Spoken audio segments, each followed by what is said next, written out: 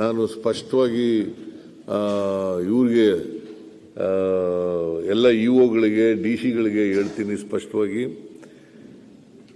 ಒಂದು ವೇಳೆ ನೀವು ಪ್ರಾಧಾನ್ಯತೆ ಕೊಡಬೇಕಾಗಿರ್ತಕ್ಕಂಥದ್ದು MLAಗಳಿಗೆ ಹೊರತು not to this implementation committee ಚೇರ್ಮನ್ಗಲ್ಲ ಅಂತ ಹೇಳ್ತೀನಿ. ಬಾಯಲ್ಲಿ ಹೇಳೋದು ಬೇರೆ, ಆದೇಶ ಬೇರೆ. ನಾನು ಹೇಳ್ತೀನಿ ಕೇಳಿ, ಇಲ್ಲಿ ಶಾಸಕರನ್ನ ಬಿಟ್ಟು ಬೇರೆ ಮಾಡ್ತಾರೆ ಅಂತಂದ್ರೆ ಶಾಸಕರಿಗೆ ಏನ್ ಬೆಲೆ? ಹಾಗಾದ್ರೆ ಕೆಲಸ ಮಾಡಿ ಸರ್,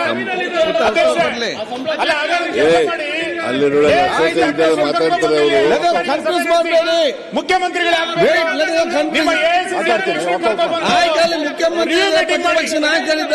ಮುಖ್ಯಮಂತ್ರಿ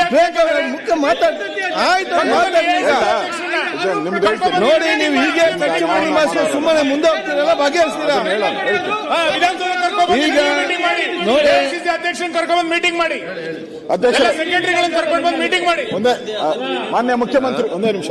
ಮಾನ್ಯ ಮುಖ್ಯಮಂತ್ರಿಗಳು ದೇವರಾಜ್, ಒಂದೇ ನಿಮಿಷ.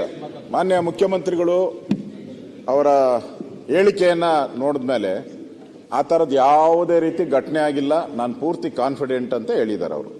ಅಂದರೆ MLAಗಳಿಗೆ ಅಗೌರವ ಆಗೋ ರೀತಿ ಯಾವುದು ಮಾಡಿಲ್ಲ ಅಂತ. ಈಗ ನಮ್ಮ ಒಂದು ಶಿಕಾರಿಪುರದಲ್ಲಿ ಅಲ್ಲಿ ಒಬ್ಬ ಗ್ಯಾರಂಟಿ ಕಮಿಟಿ ಅಧ್ಯಕ್ಷನ್ ಮಾಡಿದ್ದಾರೆ.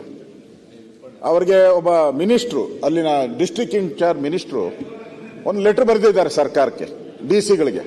ಏನಂತ ಹೇಳಿದ್ರೆ ಅಂದ್ರೆ, ಯಾರು ಆ ಕಮಿಟಿಯ ಅಧ್ಯಕ್ಷನಿದ್ದಾನೆ, ಯಾವುದು ಈ 5 ಗ್ಯಾರಂಟಿಗಳ ಅಧ್ಯಕ್ಷ, ಅವನು ಏನು ಹೇಳ್ತಾನೋ ಅದನ್ನ ಎಲ್ಲಾ ಕಾಲೇಜು ಸ್ಕೂಲುಗಳಲ್ಲೂ ಕೂಡ ನೀವು ಟ್ರಾನ್ಸ್ಫರ್ಗಳು ಅಭಿವೃದ್ಧಿ ಸಮಿತಿ ಏನು ಇದೆ ಅವನು ಹೇಳ್ದನ್ನೇ ಮಾಡಬೇಕು ಅಂತ ಅಫಿಷಿಯಲ್ ಲೆಟರ್ ಬರೆದಿದ್ದಾರೆ. ಇದು ಯಾವ ನ್ಯಾಯ? ಇದು MLA ವೈಲೇಷನ್ ಅಲ್ಲ ಇದು? ಇದು ಹಕ್ಕುಚ್ಯುತಿಗೆ ಕೊಟ್ಟಿದ್ದೀರಿ ನಾವು, ಹಕ್ಕುಚ್ಯುತಿಗೆ.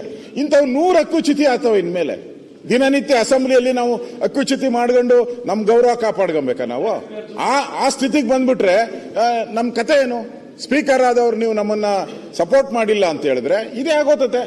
ಒಂದೇ ನಿಮಿಷ. ಇವರೇನೋ ಈ ಪರಂಪರೆಯನ್ನ ಶುರು ಮಾಡಿದ್ದಾರೆ. ಅವ್ರು ಹೇಳಿದ್ರು ನಾವೇನು ಹಾಗೆ ಆ ತರ ಮಾಡಿಲ್ಲ ಅಂತ. ನೆಕ್ಸ್ಟ್ ಸರ್ಕಾರ ಒಂದು ಬರ್ತತೆ ಅಂತ ಇಟ್ಕೊಳ್ಳಿ, ಇವ್ರು ಹೋಗ್ತಾರೆ, ನೆಕ್ಸ್ಟ್ ಸರ್ಕಾರ ಬರ್ತದೆ. ಅವ್ರೇನ್ ಮಾಡ್ತಾರೆ?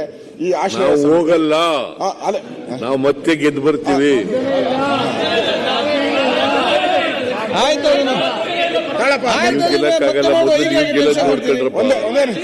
ನೀವು ಮೊದಲು ಗೆಲ್ಲೋದಕ್ಕೆ ನೋಡ್ಕೊಳ್ಳಿ. ನಾವು 100 ಮತ್ತೆ ಗೆದ್ದು ಬರ್ತೀವಿ, ಅದ್ರ ಬಗ್ಗೆ ಎರಡನೇ ಮಾತಿಲ್ಲ. ಅಧ್ಯಕ್ಷರೇ, ನಾನು ಬೈ ಎಲೆಕ್ಷನ್ ಅಲ್ಲೂ ಕೂಡ ಏನಾಯ್ತು? ಬೈ ಎಲೆಕ್ಷನ್ ಎಷ್ಟು ಸರಿ ಎಲೆಕ್ಟ್ ಆಗವರು?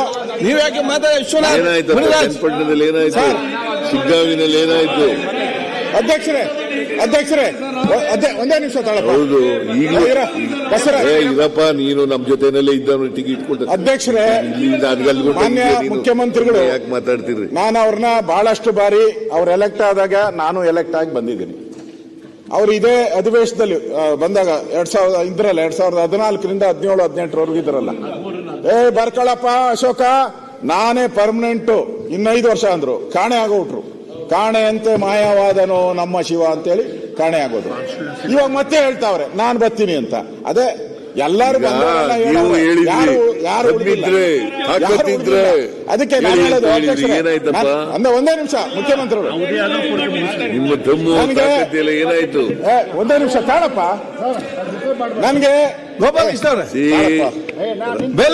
ಒಂದೇ ನಿಮಿಷ ಸರ್, ನಮ್ಗೆ ಅವರು ಇನ್ನ 5 ವರ್ಷ ಪೂರೈಸ್ಲಿ ಅಂತಾನೆ ನಾವು ಬಯಸ್ತೀರಿ.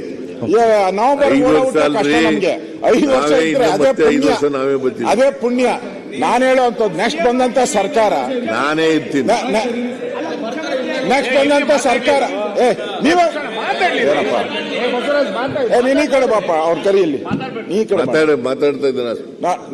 ನೋಡಿ, ಒಂದು ಸರಿ ನೀವು ದಾರಿ ತಪ್ಪಿದ್ರೆ, ಮಹಾಭಾರತದಲ್ಲಿ ನೀವು ನೋಡಿದಿರ, ಮಹಾಭಾರತದಲ್ಲಿ ಭೀಷ್ಮ ಮೊದಲು ರಾಜ ಆಗ್ಬೇಕಾಯ್ತು, ತಪ್ಪೋಯ್ತು, ಆಮೇಲೆ ಎಲ್ಲ ತಪ್ಪಿತು.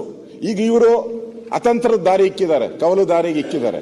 ನಾಳೆ ಇನ್ನೊಂದು ಸರ್ಕಾರ ಬಂದಾಗ ನಿಮ್ಮ ಆಶಯ ಸಮಿತಿ ಇದೆ, ಅಂಬೇಡ್ಕರ್ ಸಮಿತಿ ಇದೆ, ಲ್ಯಾಂಡ್ ಗವರ್ನೆನ್ಸ್ ಸಮಿತಿ ಇದೆ. ಆ ಸರ್ಕಾರದವ್ರು ಏನ್ ಮಾಡ್ತಾರೆ ಅಂದ್ರೆ, ಇದೆಲ್ಲ ಹೆಂಗ್ ನಡೀತಾ ಇದೆ, ಸರಿಯಾಗಿ ನಡೀತಾ ಇದೆಯಾ ಅಂತ ಅದ್ರ ಮೇಲೆ ಒಂದು ಸಮಿತಿ ಮಾಡಿ ಕೂತಿರ್ಸ್ತಾರೆ. MLA ಕತೆ ಏನು? ಮಾಡಲ್ಲ ಅಂತ ಏನು ಮಾಡೇ ಮಾಡ್ಬೋದು, ಪ್ರಾವಿಷನ್ ಇದೆ. ಅವಾಗ MLA ಏನ್ ಅವ್ರ ಕತೆ ಏನಾಗ್ತೈತೆ, ನೀವು ತಪ್ಪು ದಾರಿಗೆ ಹೇಳಿದ್ರೆ ಮುಂದೆ ನಿಮ್ಗೆ ರಿವರ್ಸ್ ಆಗುತ್ತೆ. ಇದು ಬರ್ದ್ ಮಾಡ್ಕೊಳ್ಳಿ. ನಮ್ಮ ಶಾಸಕರು ಅಂತ ನೋಡ್ಬೇಡಿ. ಇವತ್ತು ನಾಳೆ ನೀವೇ ಬಂದು ಇಲ್ಲಿ ಅಧಿವೇಶನದಲ್ಲಿ ಕೂತು ನಮ್ಗೆ ಹಿಂಗ್ ಮಾಡಿದ್ರಿ ಅಂದ್ರೆ ನಾವೇನ್ ಹೇಳ್ಬೇಕು? ಅವಾಗ ಯಾರನೇ ಇರ್ಲಿ ಅಧಿಕಾರದಾಗ, ನಾನಿರ್ಬೋದು ಇನ್ನೊಬ್ರು, ಇದು ಗ್ಯಾರಂಟಿ ಆಗೇ ಆಗ್ತೈತೆ. ನೀವು ಒಂದೇಟ್ ಹೊಡೆದ್ರೆ ಎದುರುಗಡೆ ಇರೋರು 2 ಏಟ್ ಹೊಡೆದೇ ಹೊಡಿತಾರೆ. ಅದನ್ನ ಅರ್ಥ ಮಾಡ್ಕೊಳ್ಳಿ. ಇಲ್ಲಿ ಶಾಸಕರ ಗೌರವದ ಪ್ರಶ್ನೆ. ಇದು ಇತಿಹಾಸದಲ್ಲಿ ಯಾವ ಮುಖ್ಯಮಂತ್ರಿನೂ ಈ ತರದ ಬದಲಾವಣೆಯನ್ನ ತಂದಿರಲಿಲ್ಲ.